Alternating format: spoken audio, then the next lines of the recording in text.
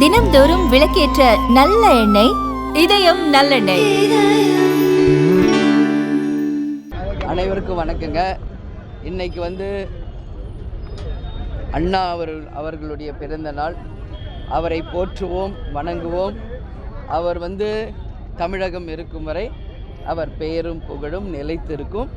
அவருடைய பிறந்த நாளில் திருச்சியில் அவருக்கு சிலைக்கு மாலை அணிவித்ததில் உண்மையில் மகிழ்ச்சி அடைகிறோம். தேமுதிக சார்பாக அண்ணா அவர்களுக்கு எங்கள் வாழ்த்துக்களை தெரிவித்துக் கொள்கிறோம்.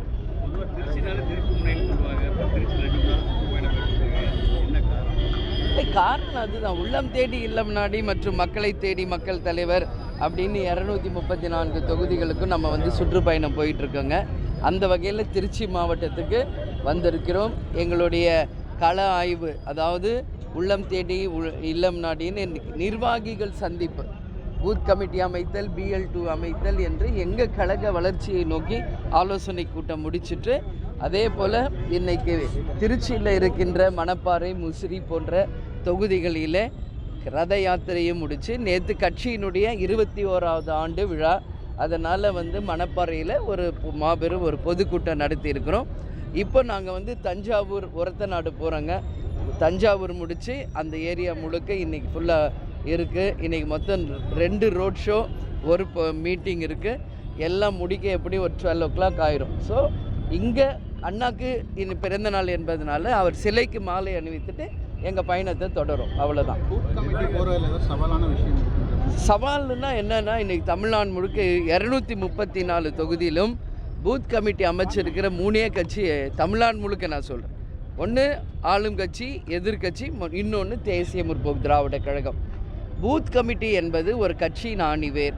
அது ரெடியானதான் நமக்கு தேர்தலுக்கு தயார் அப்படிங்கிறது எல்லாருக்கும் உறுதிப்படுத்தப்பட்ட ஒன்று. BL2 என்பது கலெக்டரேட்டில் நமக்கு போட்ட அந்த பூத் கமிட்டி எல்லாம் கொடுத்து அவர்கிட்ட ஒப்புதல் ரசீது வாங்கும்போது, எல்லா தொகுதியிலையும் அந்த ஒப்புதல் ரசீது வரும்போது அதே ஒரு அங்கீகாரம் கட்சிக்கு. விஜய் பிரச்சாரம் அந்த தலைவர்கள் வரும்போது எந்த ரெஸ்ட்ரிக்ஷனும் இல்லை, பர்டிகுலராக அவங்க கேஸ் போட்டிருக்காங்க. அதை எப்படி பார்க்குறீங்க? அவர் பிரச்சாரம் நடத்துகிற விதம் சரியில்லைன்னு நினைக்கிறீங்களா, இல்லை எதிர்கட்சி ஆளுங்கட்சி எதிராக இருக்குன்னு நினைக்கிறீங்க? இல்லை, அப்படி கிடையாது. இதே திருச்சிக்கு தான் அவரும் வந்தார். அது நம்ம ஒரு நடிகராக அவர் 25 வருஷம் கடுமையாக உழைச்சதின் விளைவாக இன்றைக்கி ஒரு உச்ச நட்சத்திரம். ஸோ அவருக்கு ஃபேன் ஃபாலோவர்ஸ் நிச்சயமாக அதிகமாக இருக்கும். இதெல்லாம் நாங்கள் கேப்டன் கூட 1990 இதெல்லாம் நாங்கள் பார்த்து பழகிட்டோம். அதனால் இன்றைக்கி விஜய் பார்க்குறவங்களுக்கு புதுசாக இருக்கும். உங்கள் எல்லோரும் சீனியர் ஜேர்னலிஸ்டாக இருந்தால் உங்களுக்கு தெரியும் கேப்டன் வரலாறு. அதனால் ஒரு உச்ச நட்சத்திரம், மக்களால் விரும்பப்படுபவர்களுக்கு இது மாதிரி கூட்டம் கூடுவது இயற்கை. அதை இன்னும் கொஞ்சம் ஆர்கனைஸ்டாக பண்ணியிருந்தா அவங்க இன்னும் சிறப்பாக பண்ணியிருக்கலாம். ஏன்னா ஒரே நாள் 3 தொகுதிங்கிறாரு. ஸோ அதனால் அவங்களால ரீச் பண்ண முடியல. அதனால் இதெல்லாமே ஒரு பிரச்சனை தான். ஏன்னா பப்ளிக் என்ன சொல்கிறாங்க, எங்களுக்கு டிராஃபிக்கில் மாட்டிக்கிட்டோம், போக முடியலன்னு ஒரு பக்கம். இன்னொரு பக்கம் அவருக்காக வெயிட் பண்ணவங்க எங்களால் அவரை பார்க்க முடியலன்னு ஒரு பக்கம். இதெல்லாம் வரும். இதெல்லாம் இயற்கையான ஒரு விஷயந்தான். இது நம்ம எக்ஸ்பெக்ட் பண்ணதை விட அதிக க்ரௌடு வரும்போது இது எல்லாருக்குமே இது ஒரு யூஸ்ஃபுல்லான ஒரு விஷயம். விஜய் பேசுனதுக்கு ஆளுங்கட்சி சேர்ந்த அமைச்சர்கள் எல்லாமே இந்த மாதிரி எதிர்ப்பு நீங்கள் ஆட்டுறாங்க. அவங்க சொல்லும் போது விஜயகாந்த் அவர்கள் அவர் இதே நிலைமை தான் அவர் ஆரம்பித்தார், அவர் என்ன நிலைமை ஆனார்னு பார்த்தீங்கன்னா அதே நிலைமை தான் விஜயம் ஆவார் அப்படின்ற மாதிரி அந்த ஒரு பதிலை காட்டமாக தெரியுது. நான் அப்படி தான் அவங்க பேசுவாங்க. ஏன்னா இன்றைக்கி விஜய் யாரை 2 பேரை எதிர்த்து சொல்கிறாரு, ஒன்று திமுக, இன்னொன்று BJP. அப்படி இருக்கிறப்ப அவங்க என்ன விஜயை தலையில் தூக்கி வச்சு ஆடுவாங்க? அதனால் அவங்க அப்படி தான் குறை சொல்லுவாங்க. என்ன கேப்டனுக்கு என்ன குறைஞ்ச வருஷத்திலேயே முதல் ஆண்டிலேயே 8.33% ப்ரூஃப் பண்ணார். அடுத்த தேர்தலில் பார்லிமெண்ட்டில் 10.33 ப்ரூஃப் பண்ணார். குறைந்த கால வருஷங்களிலே எதிர்கட்சி தலைவராக ப்ரூவ் பண்ணியிருக்கார். அதனால் கேப்டனை மற்றவங்களோட கம்பேர் பண்ணுறது எனக்கு தெரிஞ்சு அது தவறான ஒரு கண்ணோட்டம், அது தவறான ஒரு விஷயம். Captain is something different. ஏன்னா அவர் தானாக கட்சி ஆரம்பித்து சுயம்பா உழைத்து ஒரு கட்சி தேமுதிக. அதனால் கேப்டனை யாரோடையும் கம்பேர் பண்ணவே கூடாது. கேப்டனோட சாயல் வந்து விஜய்கிட்ட நிறைய இருக்கு. அவர் பேச்சு இப்போ அதே மாதிரி பேசுறதும் அப்படிதான் பேசுறாரு. நேற்று அரியலூரில் பேசும்போது காசு என்ன பண்ணான்னு காசெல்லாம் எதிர்பார்க்கல மாதிரிலாம் பேசுறாரு. கேப்டனோட பேச்சு அப்படியே இருக்கு. அதை நீங்க எப்படி பார்க்குறீங்க? இல்லை இதில் நம்ம யாரை நினைக்கிறோமோ அவங்களாவே நம்ம மாறுவோன்றது ஒரு இது இருக்குது. ஸோ அவர் ஏன் அப்படி அவர் கேப்டனை தான் மனசில் வச்சு பேசுகிறாரான்றது நம்மளுக்கு தெரியாது. அவர் சொல்கிறத வச்சு நீங்களாக யூகங்களாக கேட்குறீங்க. ஆனால் இதுக்கு எல்லாத்துக்குமே விஜய் சம்மந்தப்பட்ட அனைத்து கேள்விக்கும் பதில் சொல்ல வேண்டியது விஜய் தான். அதை விட்டு எங்களை மாதிரி ஆளுங்ககிட்டே அதை பற்றி நீங்கள் தொடர்ந்து கேள்வி கேட்குறீங்க. முதல்ல எனக்கு பொறுத்த வரைக்கும் அது தவறான ஒரு விஷயம். நான் ஏற்கனவே 2 வாட்டி சொல்லிட்டேன், விஜயை பற்றியும் கூட்டணி பற்றி இனிமேல் என்கிட்ட பேசாதீங்க.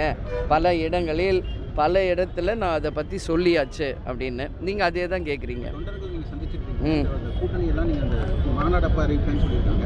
தொண்டர்களோட மனநிலை எப்படி இருக்குது? அவங்க உங்கள்கிட்ட என்ன மாதிரி விஷயங்கள்? இல்லை, அவங்களுக்கு எல்லாமே தெரியுங்க. தலைமை ஒரு முடிவு எடுத்தால் நல்ல முடிவாக இருக்குன்றது அவங்க அதெல்லாம் இல்லை. இப்போதைக்கு நம்ம கட்சி வளர்ச்சியை மட்டும் ஃபோக்கஸ் பண்ணுங்கன்னு தான் நம்ம சொல்லியிருக்கோம். அதில் முழு கவனம் செலுத்தி இப்போ வந்து ஒரு 80% எல்லா இடத்துலையும் முடிச்சிட்டாங்க. இன்னும் இருக்கிற ஒரு 20% இந்த மாதத்துக்குள்ளே முடிக்கிற வேலையில் அவங்க மும்முரமாக இருக்காங்களே கண்டி மற்ற எதுவும் இல்லை. அடுத்து ஜனவரி 9 மாநாடு, அந்த மாநாடை எப்படி சிறப்பாக நடத்த வேண்டும் என்பதற்கு இப்போ இருந்தே எல்லாரும் அந்த வேலையில் இருக்காங்க. அதனால் கூட்டணி என்பது தலைமை முடிவெடுக்கும் என்பது அவங்களுக்கு தெரியும். என்டிஏ கூட்டணியில் இருக்கக்கூடியவங்க அனைத்து கட்சிகளும் தொடர்ந்து ஒருங்கிணைக்கணுன்ற முயற்சியில் பாஜகவும் ஈடுபட்டிருக்காங்க. அவங்க சார்பாக உங்கள்கிட்ட எதுவும் பேச்சுவார்த்தைகள் எதுவும் தொடங்கியிருக்காங்களா? எங்களுக்கு எல்லா கட்சியும் நண்பர்கள் தாங்க, சரிங்களா? அதனால் வந்து நாங்கள் கூட்டணி அப்படின்ற அந்த வார்த்தைக்குள்ளே போகலை. அது வரட்டும், அதுக்கான டைம் இன்னும் நிறைய இருக்குது. அதுக்காக தான் நான் சொல்கிறேன், எங்களுக்கு கொஞ்சம் டைம் வேணும். எங்கள் கட்சியை நாங்கள் டெவலப் பண்ணோம். முதல்ல கேப்டன் இல்லாமல் நாங்கள் சந்திக்கும் முதல் சட்டமன்ற தேர்தல். எனவே எங்கள் வளர்ச்சி எங்கள் கட்சியை தான் நாங்கள் ஃபோக்கஸ் பண்ணுறோம். கொஞ்ச நாள் எங்களுக்கு டைம் வேணும்.